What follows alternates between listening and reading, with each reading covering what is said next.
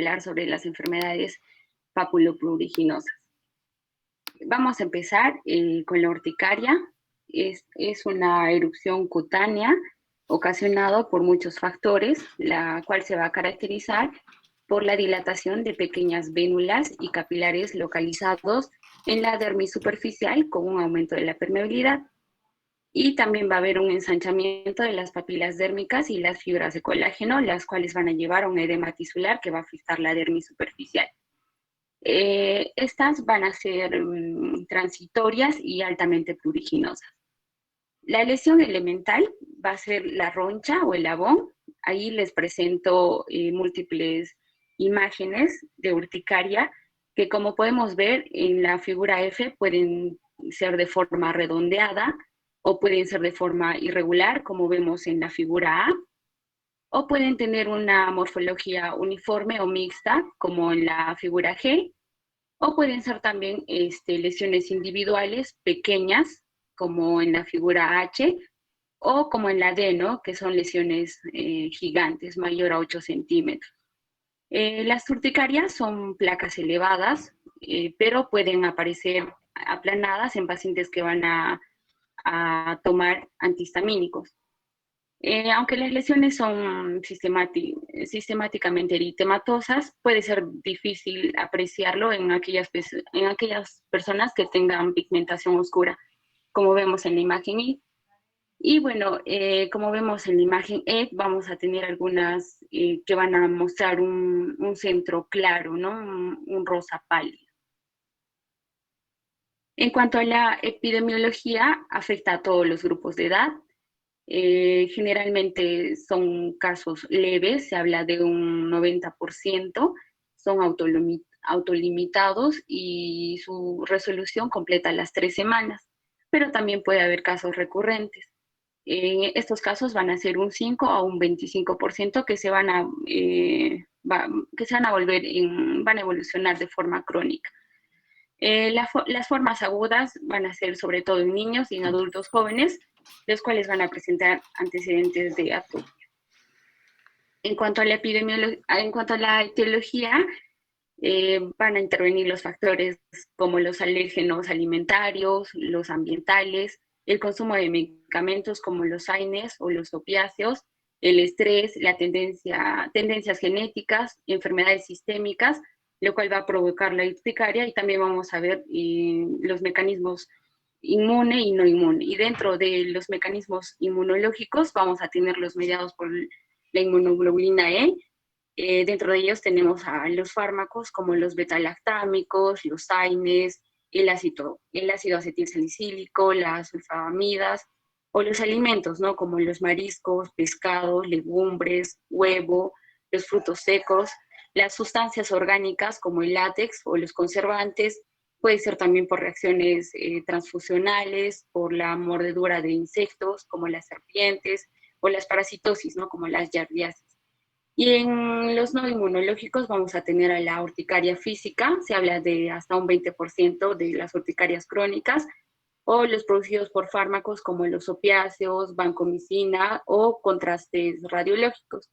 También va a haber enfermedades sistémicas como la urticaria por vasculitis, la enfermedad de Hashimoto o el lupus. Y dentro de las infecciones tenemos virus, bacterias como la influenza, la hepatitis, el citomegalovirus, el VIH o el estafilococo. O los alimentos con altos contenidos histamínicos como las fresas, los tomates, la langosta, el queso, las espinacas. Y bueno, el estrés también es un factor que se considera, pero está en duda, no se sabe si es causante o es exacerbante. En cuanto a la patogenia, les había dicho que la lesión principal es el abón, y esta va a ser gracias a la consecuencia de la extravasación plasmática y celular a nivel de la dermis papilar, el cual es el resultado de estímulos inmunológicos y no inmunológicos, y la célula efectora primaria, que es el mastocito. Pero también van a interferir los basófilos, los monocitos y los linfocitos T. La inmunoglobulina E, que va a estar adherida al mastocito, y su activación va a corresponder al mecanismo inmunológico. El mastocito es una célula secretora inmune inespecífica que se va a originar en las células de la médula ósea se localizan en el tejido conectivo y vamos a tener en cantidad abundante en la piel y en las mucosas del tracto gastrointestinal y respiratorio. Contienen su citoplasma gránulos metacromáticos, intracitoplasmáticos con mediadores de la inflamación, y el desarrollo del labón se va a iniciar con la activación de los mastocitos y también la liberación de los mediadores como la histamina. Y el factor activador de plaquetas que va a actuar directamente sobre las plaquetas para la liberación de la serotonina, el cual es responsable de los cuadros clínicos. Entonces vamos a tener estimuladores para la liberación del mastocito y tenemos los mediadores preformados, los preformados por gránulos y los neoformadores. Dentro de los preformados tenemos a la histamina, el factor quimiotáctico de eosinófilos anafilácticos, los aniones superóxidos. Dentro de los preformados por gránulos tenemos a la heparina, las proteasas, arilsulfatasa, el factor inflamatorio. Y dentro de los neoformadores tenemos las prostaglandinas, los tromboxanos, leucotrieno, el factor generador de prostaglandina en la anafilaxia, y el ácido monohidroxiecosatetranoico y el factor activador plaquetario. Un segundo grupo de estos mediadores secundarios van a ser las células o los tejidos circundantes por acción directa de los mediadores primarios, y los derivados de los linfocitos, los eosinófilos, monocitos y neutrófilos que van a amplificar el proceso inflamatorio posterior, y también diversos factores que pueden provocar la degranulación del mastocito y por ende la consecuente liberación de los mediadores. Entre estos vamos a tener a los opiáceos, y la activación del complemento va a dar lugar a la anafilotoxina C3, C4 y C5A, y su acción directa sobre la superficie celular que va a ser capaz de liberar la histamina, y finalmente el factor C5A, que es el más activo sobre la permeabilidad vascular. Los efectos de la histamina van a ser aumentar la permeabilidad capilar, por ello vamos a tener edema, eritema y tumefacción. Otro de sus efectos es la contracción del músculo liso de los bronquios e intestinos, los cuales se van a encargar de la relajación intensa de los vasos de pequeño calibre. Otro efecto es la constricción de los grandes vasos, el cual se encarga de la regulación de la migración leucocitaria y la estimulación de las terminaciones nerviosas sensitivas. En cuanto a su clasificación, vamos a tener en base a su origen, que puede ser inmunitaria, no inmunitaria o puede ser idiopática. Dentro de las inmunitarias vamos a tener a la urticaria mediada por la inmunoglobulina E, la mediada por el complemento, la autoinmunitaria, la por contacto inmunitaria, y dentro de las no inmunitarias tenemos la desgranulación directa de mastocitos, la desgranulación indirecta de los mastocitos por aspirina, y con base a la evolución, esto es de acuerdo a la cronicidad, ¿no? Les decía que hay una urticaria aguda, las que se resuelven en menos de 6 semanas, y las que van a persistir a ese tiempo, pues es la urticaria crónica, no mayor a 6 semanas. La otra clasificación es con base en el cuadro clínico. Tenemos una urticaria común o la urticaria física, que puede ser adrenérgica, acuagénica, la colinérgica, por frío, por presión retardada, dermografismo, la anafilaxia inducida por el ejercicio, o la localizada a la zona expuesta al sol, o el angioedema vibratorio. Y también tenemos la urticaria por contacto, ¿no? Que puede ser químico o biológico. Y la vasculitis urticariana, y finalmente el angioedema. La urticaria aguda es una enfermedad benigna, generalmente es autolimitada, es frecuente y su modo de aparición es súbito.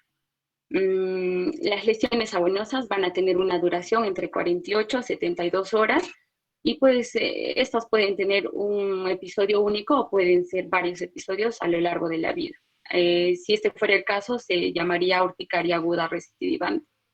En esta imagen, por ejemplo, vemos abones pequeños, grandes, con los bordes eritematosos. Algunos tienen un color más claro en la parte central. Y la urticaria crónica, que está definida por la aparición de lesiones por un periodo mayor a las 6 semanas, son episodios recurrentes de al menos 24 horas de duración. Los episodios ocurren diariamente o están presentes más de 2 veces por semana, y en un 50% de los pacientes pues van a tener los síntomas más de 6 meses. Y se habla de un 20% de estos pacientes que van a tener los síntomas por un periodo de más de 10 años. Ahora, la urticaria crónica se va a presentar en un 0.5% de la población. Son autoinmunes, frecuentemente afecta a las mujeres de mediana edad. La mayoría son idiopáticos. La tasa de identificación de un agente etiológico en estos casos es muy baja. Generalmente no se trata de pacientes atópicos y sus niveles de inmunoglobulina E no suelen ser muy elevados. El recuento también es normal, no hay la BCG elevada y tampoco hay signos de enfermedades sistémicas. Y pues se pueden asociar el dermografismo y la urticaria por presión. Este es de un caso de una paciente de 35 años de edad que tiene los síntomas por 5 años, ¿no?, de duración. Vemos erupciones que ocurren casi diariamente, son muy pruriginosas y afectan la calidad de vida del paciente. La urticaria dermográfica se da la aparición inmediata de una lesión eritematosa o blanquecina que puede ser lineal en la zona donde se va a aplicar la presión o la fricción. La duración es de pocos minutos. El dermografismo sintomático, cuando se acompaña de prurito, se observa en pacientes que han utilizado penicilina o concomitante con enfermedades hepáticas. También se habla de una urticaria facticia cuando la producción de estas ronchas aparecen al hacer un dibujo sobre la piel o con solo frotarla.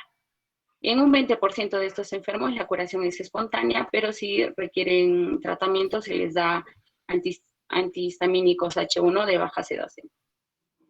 La urticaria por frío es la de aparición rápida al prurito, eritema, jabones, angioedema, tras la exposición a un estímulo de frío. La natación es capaz de causar también una hipotensión marcada, pérdida de la conciencia debido a la liberación de estos mediadores. Y vamos a encontrar también edema en la lengua, en la faringe, en la laringe, tras la ingesta de bebidas frías. El tratamiento, igual, ellos responden bastante bien a los antihistamínicos H1, y también otra parte del tratamiento sería la desensibilización al frío, ¿no? La urticaria acuagénica es secundaria al contacto con el agua, independientemente de la temperatura. Pueden presentarse con el sudor. La erupción se caracteriza por ser pequeñas ronchas típicas que van a medir de 1 a 2 milímetros. Son pruriginosas, eritematosas, es más frecuente en mujeres jóvenes, y los pacientes con prurito acuagénico, en estos pacientes se debe detectar la aparición de un trastorno hematológico. Tenemos la urticaria por calor, que consiste en la aparición de prurito, eritema, edemas o abones de forma localizada, algunos minutos después de la exposición al calor en el sitio de contacto. Y la urticaria solar, que son aquellos abones que van a aparecer tras unos minutos de exposición a rayos ultravioletas o los rayos de longitud de onda visible, ¿no? Probablemente se debe a una reacción de tipo 1, a un antígeno cutáneo o circulante inducido por la radiación. Afecta de modo muy importante la calidad de vida del paciente, y en ellos hay que descartar los procesos sistémicos como el lupus, ¿no? El tratamiento básicamente es evitar el sol, también responden a los antihistamínicos H1, y para una parte seleccionada de estos pacientes el tratamiento de tolerancia a la luz. Tenemos la urticaria colinérgica, que son ronchas redondeadas de 1 a 2 milímetros, con una presencia de un halo eritematoso. Aparecen en cualquier región corporal, excepto en las palmas y en las plantas, y va a resultar por la deficiencia de la inhibición de la acetilcolina por la acetilcolinesterasa, o de exceso de liberación de acetilcolina por las fibras simpáticas y parasimpáticas. La urticaria adrenérgica, estas igual, ¿no? Son ronchas eritematosas, puntiformes, y a diferencia de la urticaria colinérgica, estas van a tener un halo blanco. Y se desencadenan por estrés y no por ejercicio o incremento de la temperatura corporal. La urticaria por contacto son aquellos sabones que van a aparecer en los sitios de contacto con el alérgeno, usualmente en las manos y en la región perioral, y también la urticaria por presión, que son ya lesiones más profundas y dolorosas, y van a aparecer al cabo de 4 a 6 horas después de una presión estática, y esta va a durar entre 8 a 48 horas. Tenemos también la vasculitis urticariana, que es producido por la urticaria y el angioedema crónico, presentado como la manifestación venulitis necrosante cutánea. Las causas son enfermedades autoinmunes del tejido conectivo, entre ellas el LES, el artritis reumatoidea, el síndrome de Sjögren, la hepatitis viral, ya sea B o C, o la enfermedad inflamatoria intestinal. Y el diagnóstico va a depender de los hallazgos histológicos de la vasculitis leucocitoclástica. El tratamiento es dapsona, colchicina, hidroxicloroquina, la inmunoglobulina intravenosa y plasmaféresis. El diagnóstico principalmente es clínico. La anamnesis nos va a ayudar bastante. Hay que buscar los factores desencadenantes, ¿no? Los alimentos, el consumo de medicamentos, puede ser la picadura de insectos o los desencadenantes físicos. También la duración de los sabones, ¿no? Si estos van a persistir más de 24 horas o si también nos va a ayudar a determinar la cronicidad, como les decía, mayor o menor a 6 meses o 6 semanas, perdón. La evolución, si es aguda, crónica o recidivante, o si van a dejar lesión residual, podemos pensar en una urticaria por vasculitis. Si están asociadas al dolor también, hay que ver el aspecto, la localización, las características, la vitropresión, o si el paciente también presenta alergia alimentaria, ¿no? Que suele causar síntomas a la hora siguiente de la ingesta, excepto cuando esta se va a asociar al ejercicio físico. Las pruebas complementarias, si es que fueran necesarias, el hemograma, recuento y fórmula, la BCG, la función hepática y renal, ANA o las hormonas tiroideas.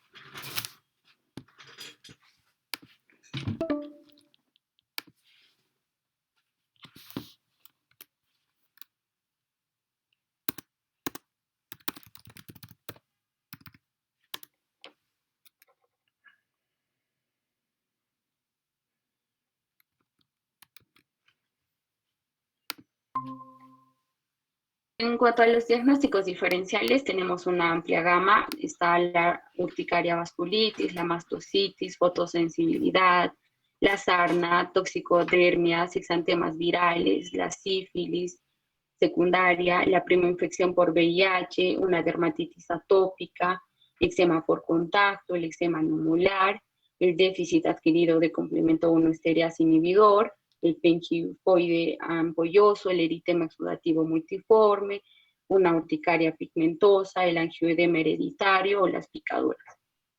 Y el tratamiento básicamente es sintomático. Si se trata de una urticaria aguda, le podemos dar al paciente antihistamínicos, esteroides o puede ser una medicación local. Hay que evitar aquí los alimentos que van a contener histamina como las fresas, el plátano, los mariscos o los alimentos enlatados. Y si es una urticaria crónica, antihistamínicos, antiserotonínicos, las restricciones dietéticas, higiénicas y la medicación local. Y finalmente el manejo etiológico. Aquí les presento un cuadro. Los fármacos de primera línea son los antihistamínicos. Tenemos los de primera generación como la clorfeniramida, la difenhidramida, doxepina, hidroxicina. Los de segunda generación, acribastina, la cetiricina, evastina, fexofenadina, loratadina, y en pacientes que no respondan a los fármacos de primera línea, podemos usar los de segunda línea, que son los antidepresivos tricíclicos, como los corticoides, los antagonistas de los canales de calcio, los suplementos de levotirosina y los antagonistas de los receptores de los leucotrienos. Eso es todo, doctor. Ya listo, nos vamos a quedar acá en urticaria. La siguiente clase hacemos un comentario sobre urticaria. Listo, chicos.